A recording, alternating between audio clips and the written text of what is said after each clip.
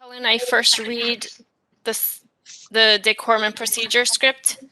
Yes, just welcome everyone to the meeting and read the script. Thank you. Okay. Welcome, everybody, on the Parks and Recreation Advisory Committee.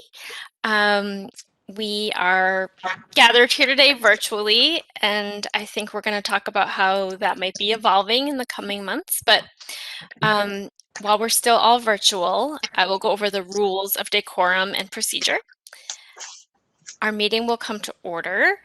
I'm Shauna Kitzman, the chair of the West Hartford Parks and Recreation Advisory Board. Because this in-person attendance at public meetings is likely to increase the risk of transmission of COVID-19, this meeting is being conducted in accordance with Governor Lamont's Executive Order 7B, which permits municipalities to conduct public meetings virtually. Board members and some town staff are participating by WebEx, and members of the public can view the meeting live on West Hartford Community Television or on West Hartford Community Interactive Comcast Channel 5 and Frontier TV Channel 6098 or www.whctv.org. The meeting is also being recorded for on-demand viewing, which will be available on the town's and the library's website. Because of the virtual format, there are some special rules and procedures that I need to cover before we begin. First, please mute your devices when you're not speaking. If you wish to be recognized, you can raise your hand and I will call on you. If you are participating via audio only and I do not call on you and the debate is ending, then please unmute your phone and let me know so I can recognize you. Second, pursuant to Executive Order 7B, all speakers must state their name and title each time they speak. Oh, I always forget that one. Third, because of the difficulty of tallying voice votes on a video conference, I will require that votes be taken by roll. For some procedural or housekeeping matters, such as approval of minutes, however, I will proceed by unanimous consent. For these items, I'll ask if there's any objection to acting on the item as indicated. If any commissioner objects, we will proceed to debate and a roll call vote. If not, then motion will be adopted by unanimous consent. Finally, any members of the public who wish to speak during the public comment period, we invite you to call into the meeting using a phone and participate via audio only. I will now ask Helen Rubino Turco to call the roll and note the staff members who are present.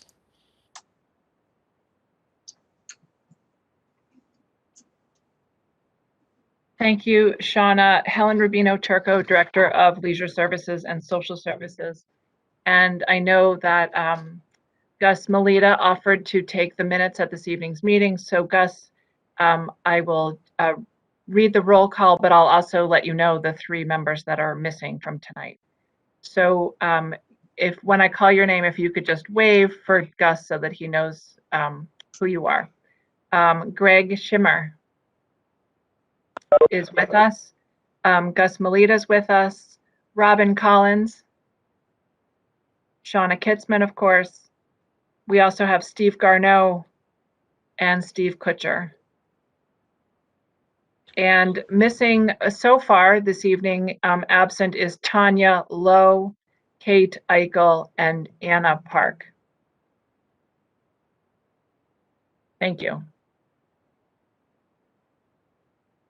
Thanks, Helen. So we will do the adoption of the May 17th meeting minutes. Helen sent those out via email. Do we have a motion to approve the minutes from May 17th? I make a motion that we shall approve the minutes of May 17th, 2021. Robin Collins. Gregory Scheimer, seconds. Thank you.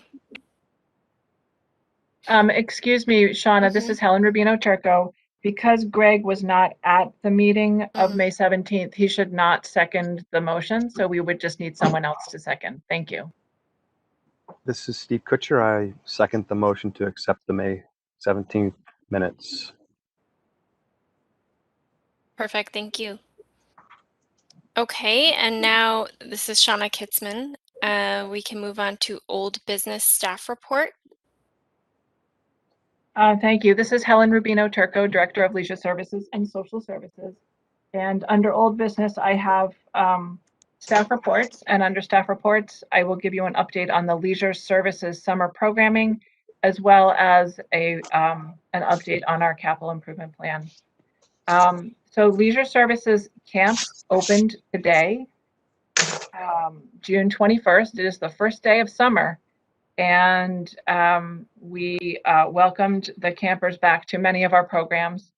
Unfortunately, Eisenhower was not one of those locations. As you may know, Eisenhower Pool did not pass inspection and is not open yet. It has a leak. And while we investigate it, we relocated the programs that are being held at Eisenhower Park and Eisenhower Pool to Fern Pool.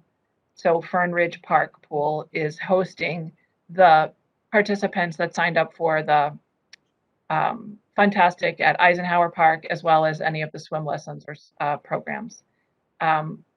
We are doing an investigation on the cause of the leak, and we don't have a magic wand. Unfortunately, I'm hoping that we find one.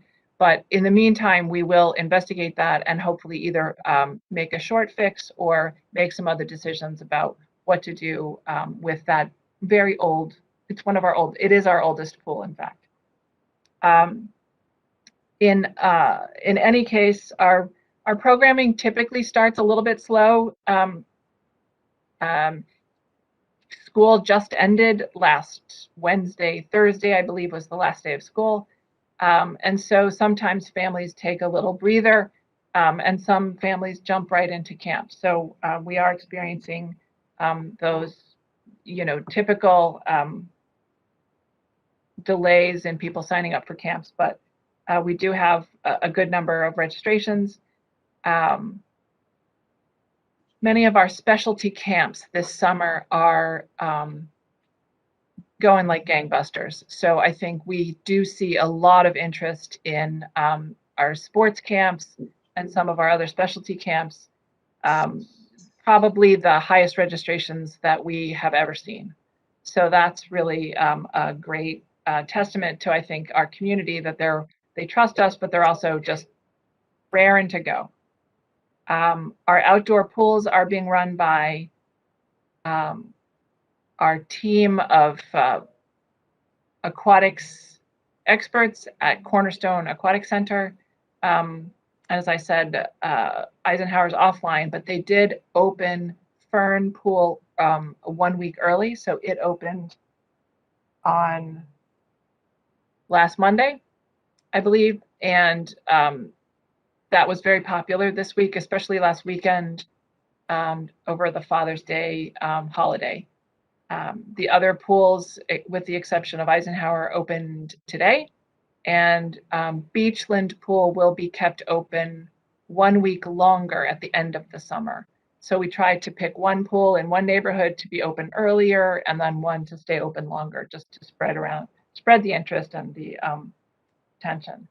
So it is important to note too, with Eisenhower being down, that we have some disappointed lap swimmers because a bunch of the extra lap time was scheduled at Eisenhower. So we're working with Cornerstone to adjust the schedules at some of our other pools to accommodate those lap swimmers. And we hope to have some information from them for the rest of this week, as we assume that the pool is certainly going to be down this week, and we're not sure when it will be back up and running. The Celebrate West Hartford Arts and Crafts Show continues. I believe there's like 9 days left. So if you can go to www.celebratewesthartford.com or the town's leisure services page, you can get to the Celebrate West Hartford virtual arts and crafts show. We encourage you and our listeners to support the arts and crafters that have been very loyal to Celebrate West Hartford and come every year and set up their tents. And obviously this year with Celebrate being canceled, we had to do this in a virtual format. And there are lots of options and things to tease your interest if you go to the Celebrate West Hartford virtual arts and crafts show. Thank you. I wanted to also let you know that our 2 senior centers have reopened. The West Hartford Senior Center, which is the one at Bishop's Corner, is open Monday through Friday from 9 to 4:30. The Elmwood Senior Center, which is, as you know, is within the Elmwood Community Center, it's only open on Tuesdays and Thursdays from 9 to 4:30. In September, it will resume its full hours. And the reason being that we have a lot of summer camp programs there, and we just really wanted to be cognizant of mixing too many people of different age groups, particularly the youngsters may not be vaccinated, and we just wanted to keep our seniors safe. We have, the 2 senior centers do offer a lot of summer programs. Some are in person, like chair yoga or jewelry making. Some are hybrid, like Zumba or learning French. And some are virtual, like a history series or another exercise class. One of the classes that caught my eye is called Sky Gazing, and it is at it's a collaboration with the Talcott Mountain Science Center and Westmore Park, and it's going to be on Tuesday, July 31st. August 31st, rain date, September 1.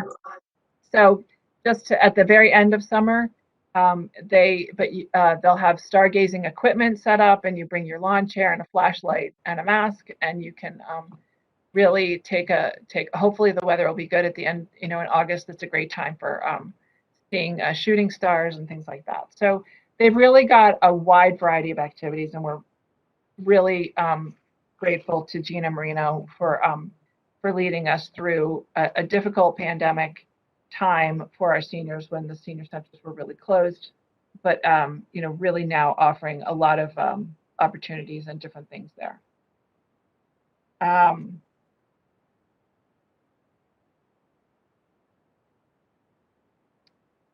One of the things that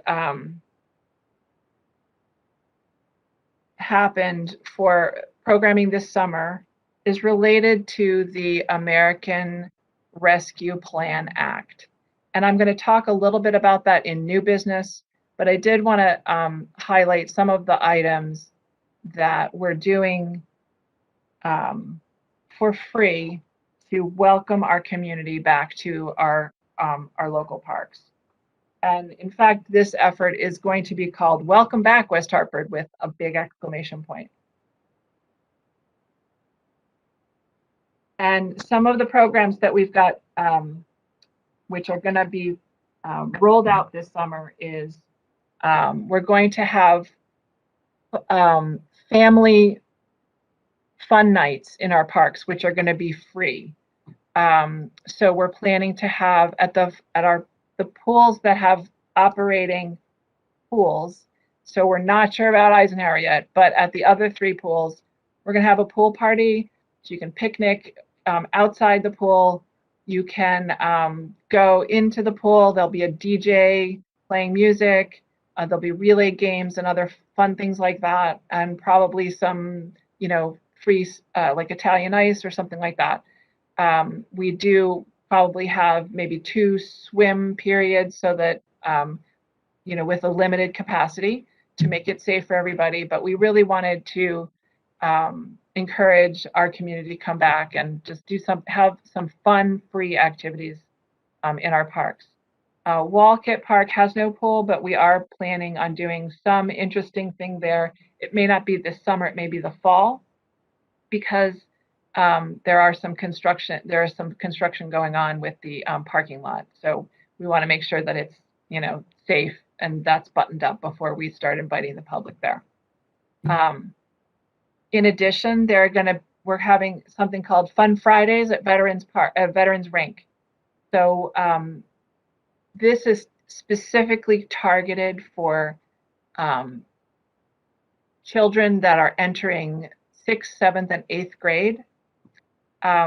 There is a very popular program for that age group is a Friday DJ skate party. And so probably for four Fridays starting in July. And this will probably not be the weekend of July 4th, but maybe, July 7th. Sorry, July 9th, for those 4 Fridays. It will be like from 7 to 8:15. It will be free for that age group, and they can just come and skate and have free rentals on their for the skate rentals. We just want to encourage our community to come back, and this is all going to be funded by again, we've earmarked some American Recovery Plan Act funds.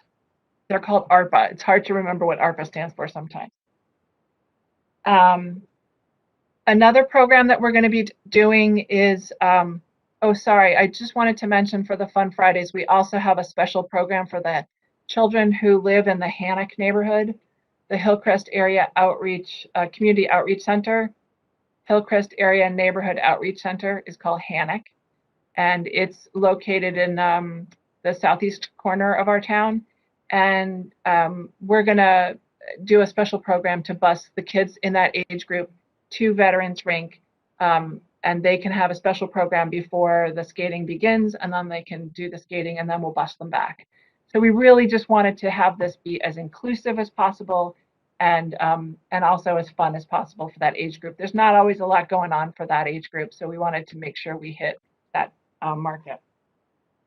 In addition, we're offering on a Saturday mornings, again, probably, that same time frame after, not the weekend of July 4th, but after.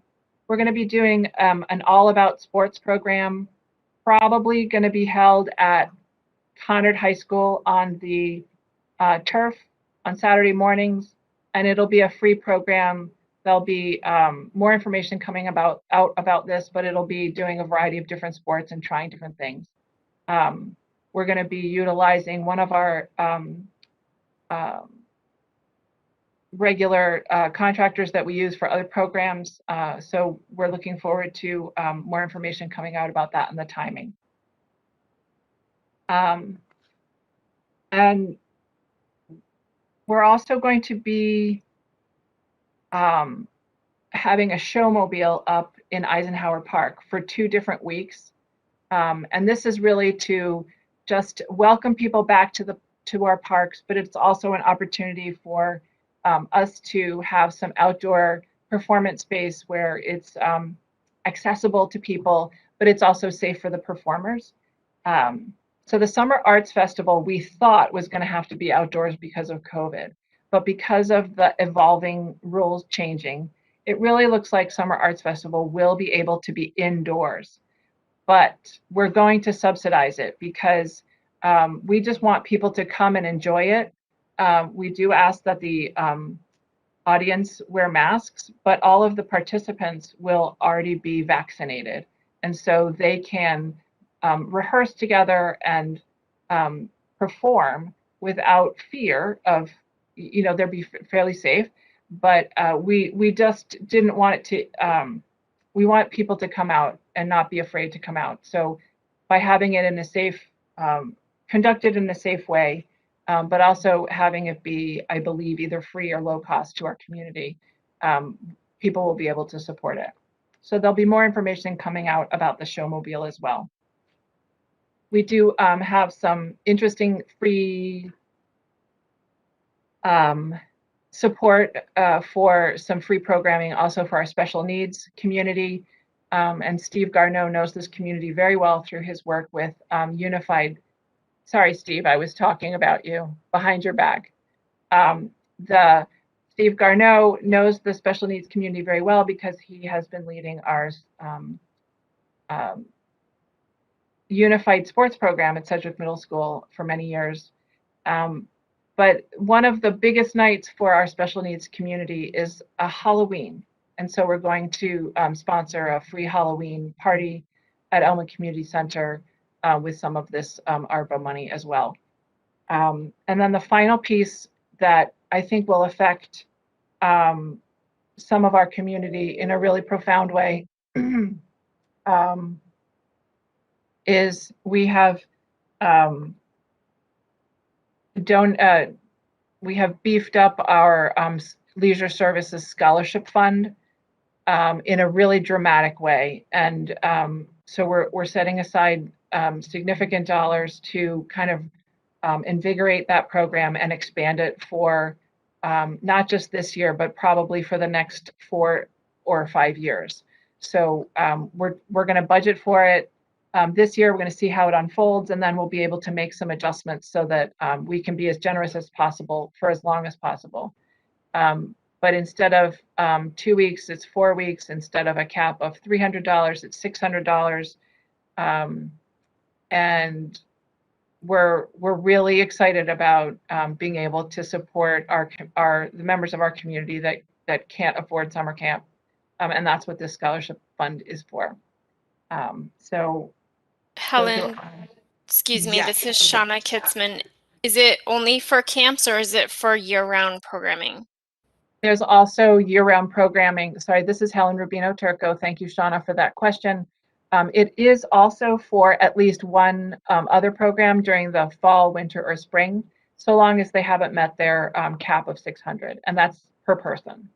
Okay. We also have this scholarship fund available for seniors, and it's a little bit different, but the senior centers or the leisure services staff can elaborate on that if anyone has any questions.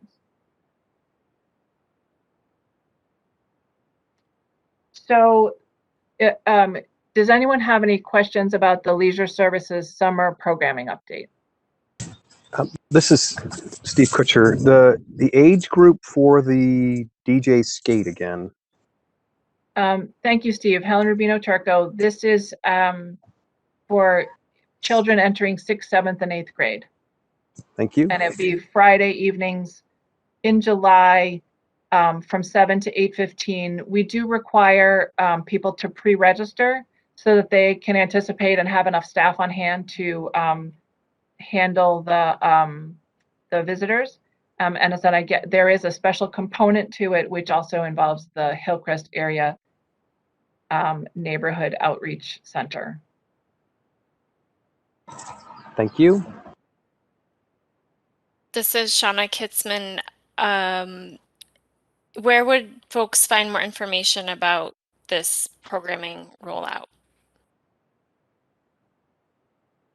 Thank you, Shauna. We have not yet made an official announcement on the programs because we're still drilling down on the final dates and times, but some of them are already available on the leisure services through RecDesk, which is our online registration system. I don't believe that they've been launched on RecDesk yet, but that's where people will be able to sign up for them.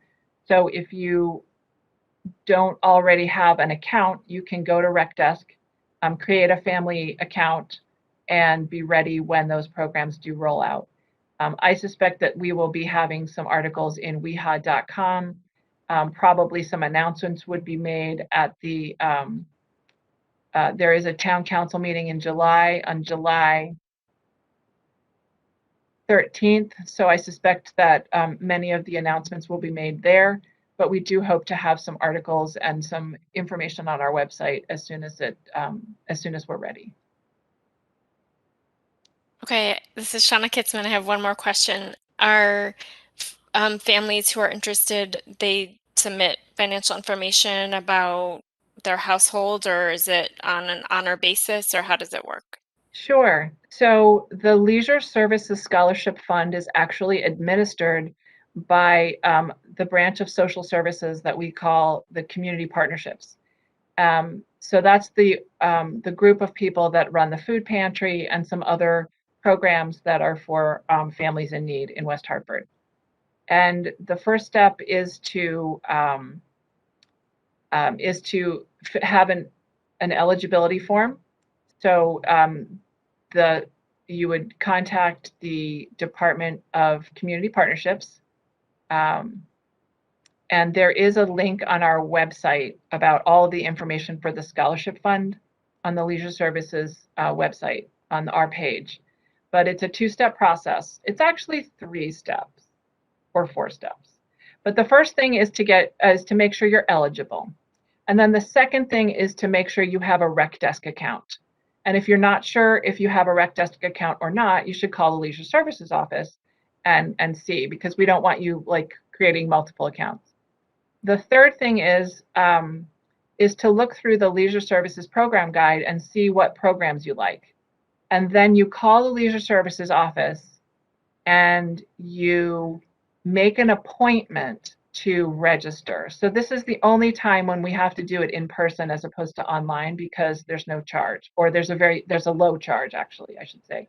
You're only paying 25% of the fee. And so when you come to your appointment, you would bring the eligibility form, which you have gotten from the community partnerships. You bring your program guide, and you've written down the programs that you're interested in. And you also bring, your, if you have an EpiPen form, you bring that form with, from your doctor. And you also bring your form of payment, and they'll take care of everything with you. It probably takes maybe 30 minutes to go through all of the steps. But I think that it's really important for our community to know that this is available to them. Okay, this is Shauna Kitzman again. First, I'm very excited. I think this is a really great opportunity for families who might not otherwise be able to participate. I would just hope that any of these families who might have a transportation barrier can still register, even if they don't have regular access to a vehicle. So that is my consideration. Right, and fortunately, the West Hartford Town Hall does accommodate people outside. If they are not yet vaccinated, we can still have our meetings outside. It is on a bus route, and this is also the location where people come for the food pantry. So we're publicizing this through all of the usual channels that we have. And if people do have an issue with transportation, they can certainly mention that to community partnerships, and they might be able to arrange for a ride through our volunteer services.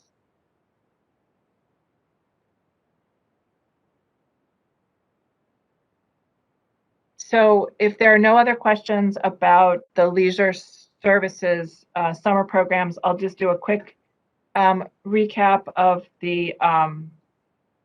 our capital improvement plan. As I mentioned at our last meeting, the Spicebush Swamp restoration project is complete.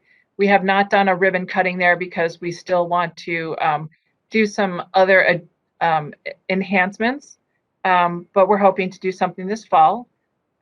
We want to also do a shout out to the West Hartford Garden Club that has installed a pollinator garden there.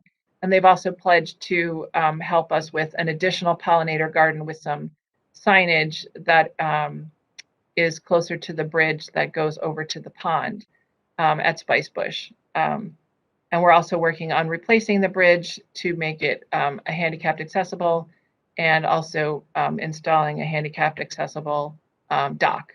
So those are all improvements that still need to come at Spicebush Swamp. I'm also happy to report that the Eisenhower restroom, the standalone building that's sort of near the soccer field and the basketball courts, is complete and it's open. It has a little covered area as well in case people get caught in the rain.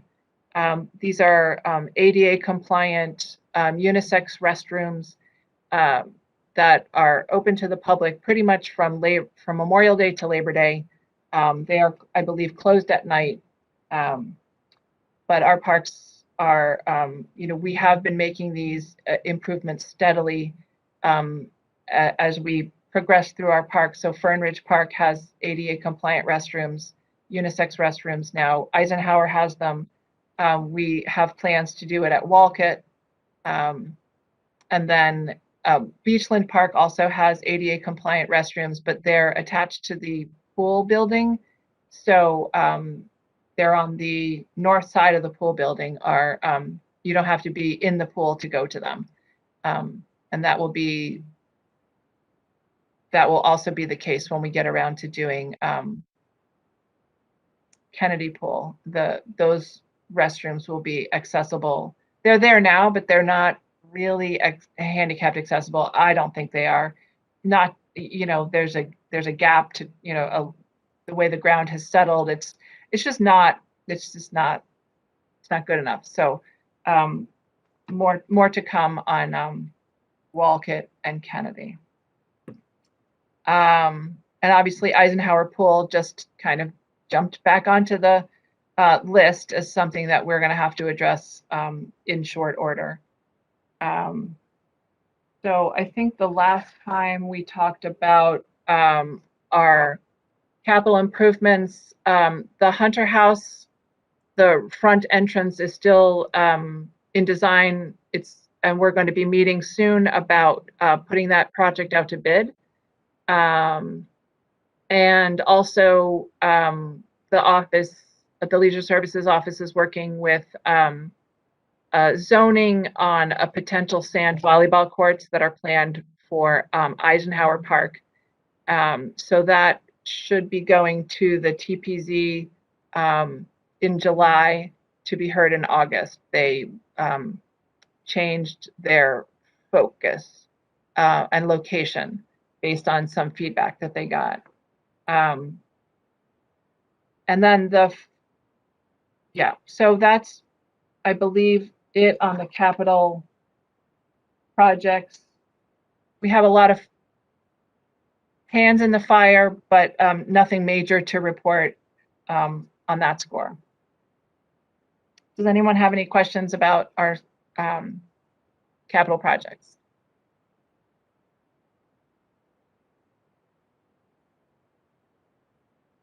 Seeing none or hearing none, it is an interesting time in leisure services, and I think in municipal government in general, to be receiving American Rescue Plan Act funding. And so the town manager asked all of the directors to make some suggestions about projects that they would like to see accomplished with these funds. And obviously I was happy to do so. As those are vetted and perhaps get approved for the next, go through the approval process, I will announce hopefully some interesting and great improvements to our park system, things that we would really love to see get done, but they just never seem to get onto a list because there's just not enough funding to go around. So it includes things like replacing bridges or improving handicapped accessibility projects where we already do those with our community development block grant funding, but sometimes they're too small to really warrant, all of the work that goes along with using community development block grant funding. And so sometimes it's just easier to do these smaller projects with town funding. But it's like replacing some sewer lines or just doing things that, we can get by with cleaning them or trying to fix them or jerry-rig things. But at a certain point, it's, we really just want to get these done. But so more to come on that as we get further into the understanding what's eligible and what the town's priorities are. If I can just touch on the last time we spoke, I discussed the town's purchase of the former St. Bridget's School campus, and that is still being discussed, and the town council and the town manager are certainly very interested in discussing this topic. I know it will be on the agenda for the next town council meeting, I believe, to just talk about what the next steps are. So we are still in the due diligence phase. We're still waiting for some tests to come back. And once those tests come back, we'll inform the town council about, what the town's recommendation, what staff recommendations are regarding that. But I did want to request that this body, the Parks and Rec Advisory Board, consider sending a letter of support to purchase the property because it is intended as a location for a new community center. A new community center, senior center, teen center, and possibly library. And so with your permission, Shauna, I would just like to request that. I know we did not discuss this in advance, but it's just something that I think would assist the Parks and Rec Department in its request to the town council to purchase this property, to follow through and purchase this property. Of course, whatever ultimately happens at that property, once the town council, once the town buys it, is going to be open to the community for comment. We're going to diligently seek community input on what they would like to see and the amenities that they would like to have in a community center that's located, adjoining Beachland Park. I just wanted to put that out for perhaps a moment of discussion. This is Gus Melita. Can you repeat the name of the property? Certainly. It is the St. Bridget School campus on Mayflower Street. And it's up for sale, and the town has pledged to purchase it. And before they close on the deal, we're doing the typical due diligence that anyone would do on before they purchase a property. I see Steve Garneau has a question, Shauna. Did you want to call on him? No, just you wanted statements. I think this is a generational opportunity. It doesn't, a purchase of this type of property at that cost. And I know the town's doing due diligence with making sure mediation is going to be under, appropriate and means, but something like this doesn't occur very often. And the more we can encourage from our perspective, from this body's perspective, not just an endorsement, but whatever highest endorsement would be, I think that would be appropriate. It's going to completely change the face of Elmwood. It has the potential to, and it's going to completely change the face of Beachland Park and make it more accessible and more friendly to that community. Right now, the ability to access that park isn't ideal. There's been improvements made over the years, but being able to have a way to enter that park from 2 different locations is going to vastly improve the neighborhood. So I just wanted to throw that out there. Thank you. Thank you, Steve. And it looks like our other Steve has his hand raised. Hi, this is Steve Kutcher. I agree with the comments made by Steve, with just one small comment, which would be, I think that this plan would be more digestible or palatable by the public if there was a stated direction or plan for the existing Elmwood Community Center that could potentially create tax base for the town, since most buildable property in town is built out. And so I think a plan beyond just the park or the building, the St. Bridget's building, that would include the access to the rest of Elmwood, for example. And then again, what might happen, at least aspirationally, with the existing Elmwood Community Center property, I think would be a smart way for the town to represent this to the rest of the town. Thanks. Thank you, Steve Kutcher. And Robin Collins. Yes, hi, Robin Collins. I think it's a fabulous idea. We talked about this idea many moons ago when I worked at Elmwood Community Center. I was there for 31 years, and I knew very much the limitations of the existing building for programming, for getting maintenance tasks performed and so forth, because everything is so outdated, and it just would be cost prohibitive to ever have the things that we really needed. So going forward, I totally agree with my colleagues here that it's time. It's an opportunity, once in a lifetime kind of opportunity. There hasn't been an opportunity like this, I don't believe, since Solomon Schechter was purchased years ago. And there were a lot of challenges with the children trying to cross the streets. We were fearful every day. We would get police support to help us cross the road in the summer to get to the park. But there's just so many opportunities that could happen. And the other thing, which is kind of an aside, is we call it the senior center. But I almost think it's time to think about a different title for the senior center. Having been involved with senior centers for all of my career, from the time I was 21 years old until even now, because I'm working on a part-time basis with the West Hartford Senior Center, the title is outdated. I don't know if we're ready for a change, but I would strongly like to say that it would be nice to investigate a different title for the senior center that's more user-friendly, that's younger, because a lot of people in their 60s, for instance, late 50s, 60s, they're not ready to associate yet with the senior center, and yet we are seniors. So it's just something that I think about now and again, whether or not we could ever consider an updated name, Helen, for our senior centers. Thank you. Thank you, Robin. Are there any other comments from the committee?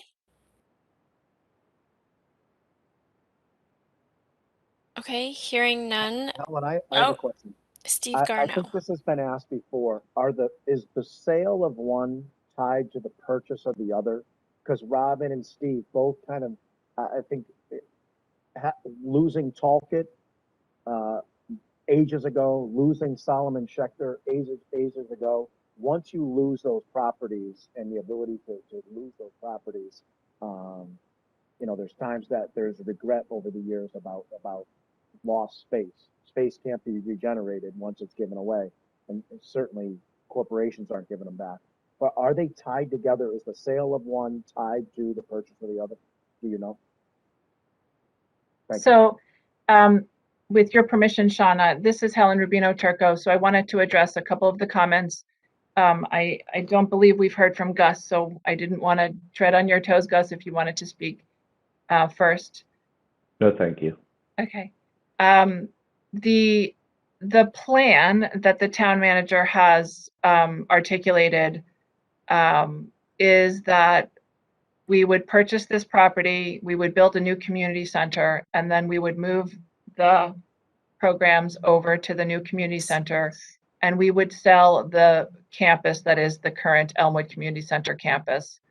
It's a complicated piece of property. It has it doesn't have a lot of parking, and it's also, an old elementary school from the 1920s.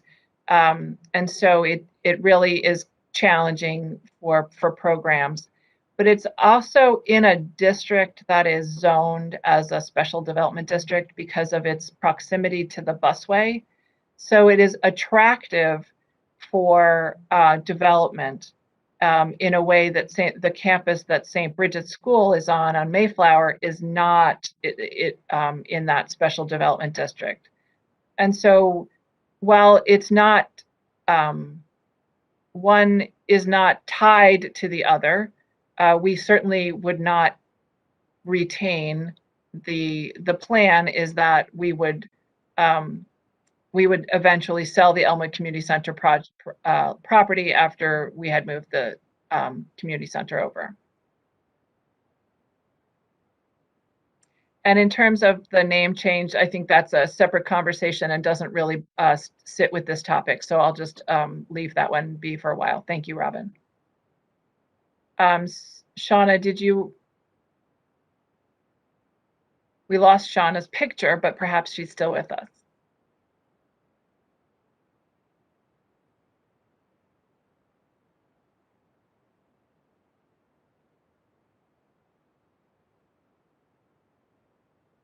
Sorry, I'm There back. she is. Sorry, there was a family mini emergency. Okay.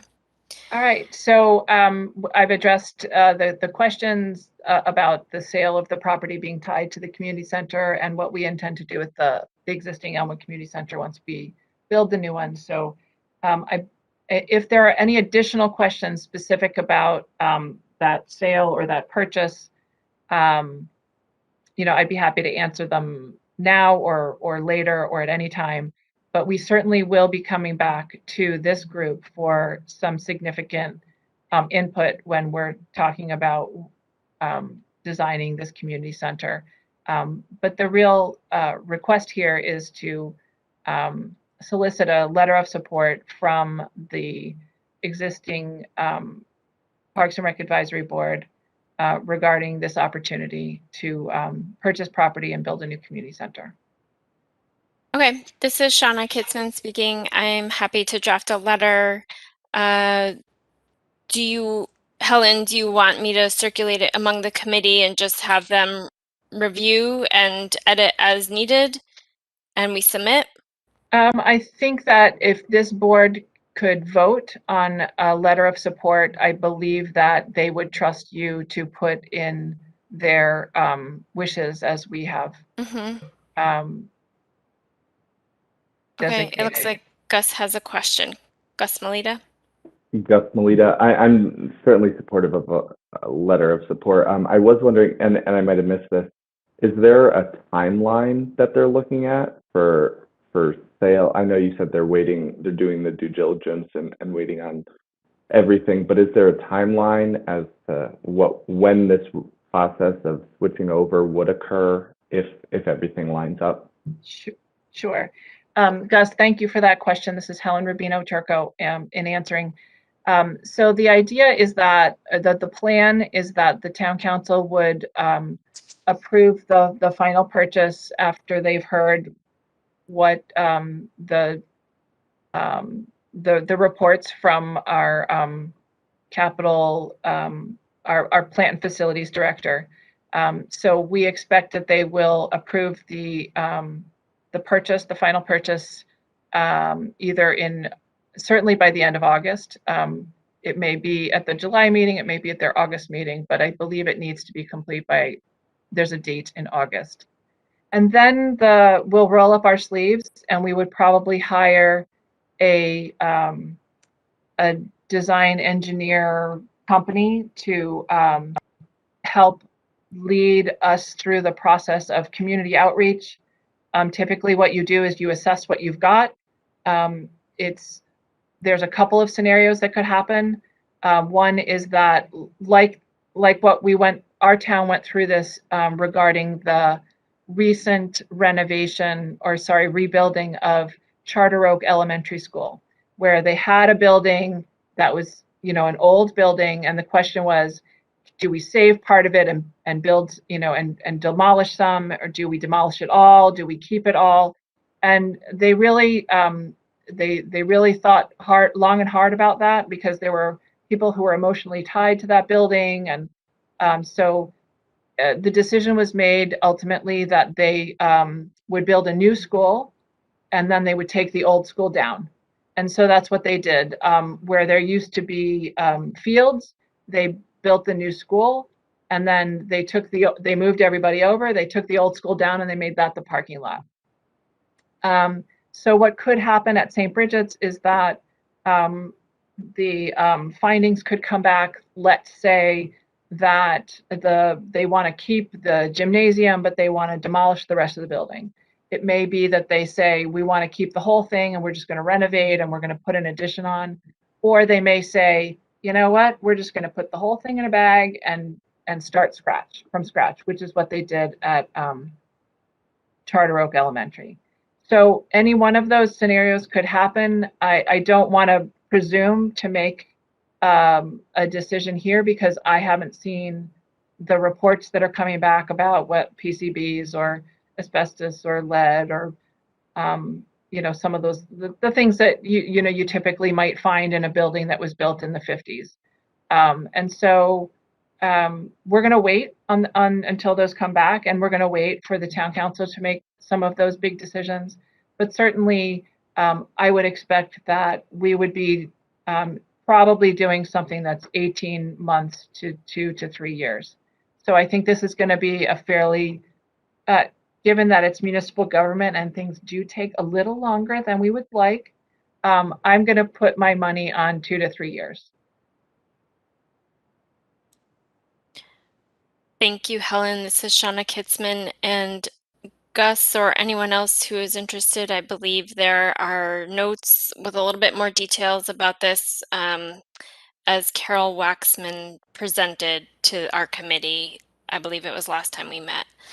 Okay, I am comfortable writing a letter on behalf of this committee for Helen's review. Helen, when would you like that by? Well, there is a town, this is Helen Rubino Turco. There is a town council meeting tomorrow. So I don't know if you want to submit it in time for that meeting, or certainly by the August meeting. But Okay. it could also be done in between there and they could just receive it and consider it. But if it's by tomorrow, that would be fantastic. Okay. Thank Thank you. you. The final 2 items that I have to discuss is about fall programming. We are working hard on our schedule for the fall, but we do anticipate that this would be a brochure that would be a virtual brochure. So it'll be a flippable document that's on our website, but we would be mailing out some information about how to access it. We will print a small run of it that would be available at our community centers, at our senior centers, at all of our facilities, at town hall, libraries, et cetera, so that and probably a couple of copies in each public school so that if families want to leaf through it in person, they can. But we know that we would save significant amount of money in our budget by not printing it and mailing it. But we will still print a fair amount, so they will be available. But we will save on the mailing costs. And the last thing is that I believe in-person meetings will resume in September. And so this group does not meet in July or August, but I believe we meet again in September. And so I am hoping that we can have that meeting in person and perhaps having it be at the Westmore Park Pavilion at the outdoor classroom is what we intended to do. And I did just want to say, in case you're interested, I can tell you that the date for the Feast on the Farm, which is the annual fundraiser for the Westmore Park Fund, will be held on Friday, September 24th. So you can save the date, and more information will be coming during July and August.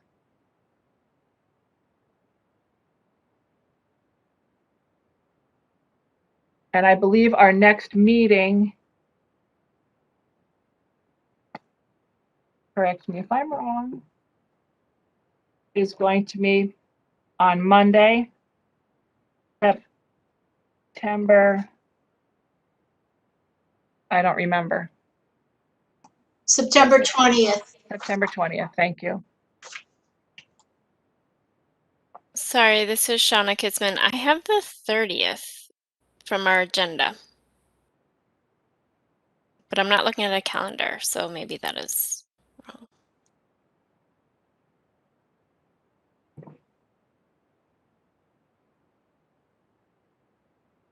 I think it's the 20th because the 30th is a Thursday. It's in the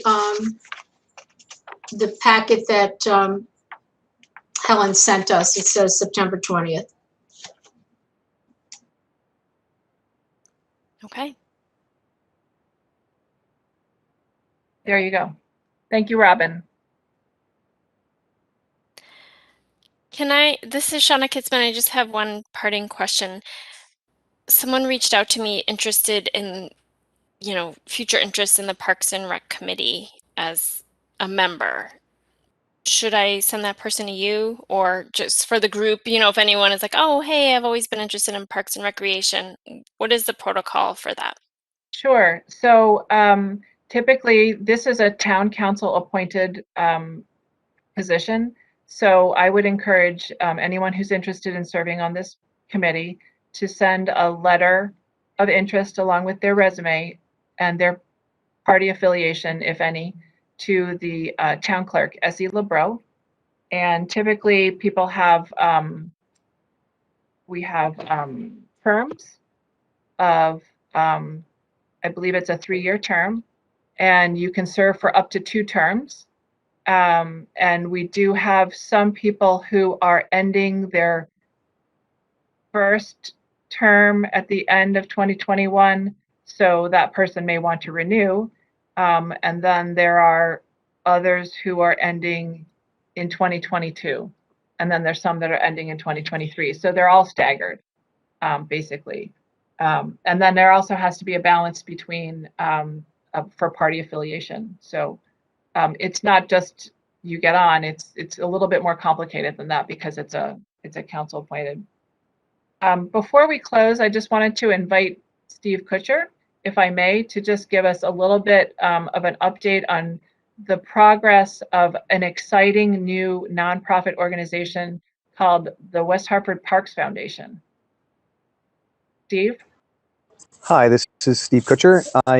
For those who don't know, I am on the Friends of Fernridge Park, which is a community organization supporting the stewardship and fundraising for improvements to Fernridge Park. It's been in existence for approximately 10 or 11 years. And the mission of that group is being broadened to include all parks. So we're revising our charter and going through, in combination or in cooperation with a pro bono attorney, to kind of redraft our charter statements and our registration as a nonprofit so that we can, again, broaden the scope to raise money and develop projects for all the parks in West Hartford, kind of replicating the model that we think has been pretty successful in making improvements at Fernridge. So we have been actively recruiting new board members. We have 3 new members as of last month, and 4 new members that will be confirmed later this week. Our attorney, through several kind of Q&A sessions back and forth, we're doing some fact finding on the proper way to make this transition, and they're going to begin drafting sort of the changes to our charter and some of our filing statements or filings, so that we can sort of relaunch with this broader charter. So the group, as it exists, it doesn't actually cease to exist. We just sort of evolve into this new charter with the members that exist today, where several of the Friends of Fern board members are going to be, as their terms have ended, they're just stepping down, and we'll then backfill them with members from new members who are from other parts of West Hartford and have an interest in various parks, so that we can, again, endeavor to focus on local park projects that meet other parks besides Fernridge. Any questions about that or clarifications?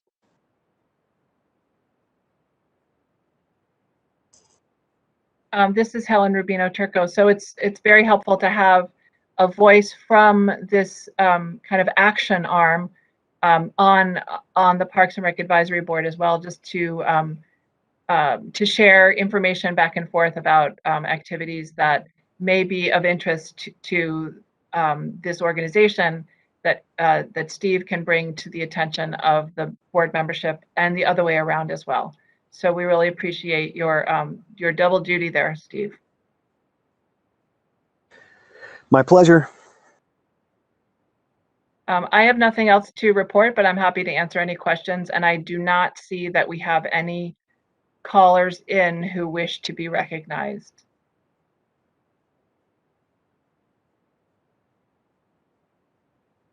Okay, this is Shauna Kitzman. Gus, your hand is raised, but I think that's from an earlier conversation. And if there are no other comments or questions, we can adjourn our meeting. I'll make a motion that we adjourn tonight's meeting. Thank you.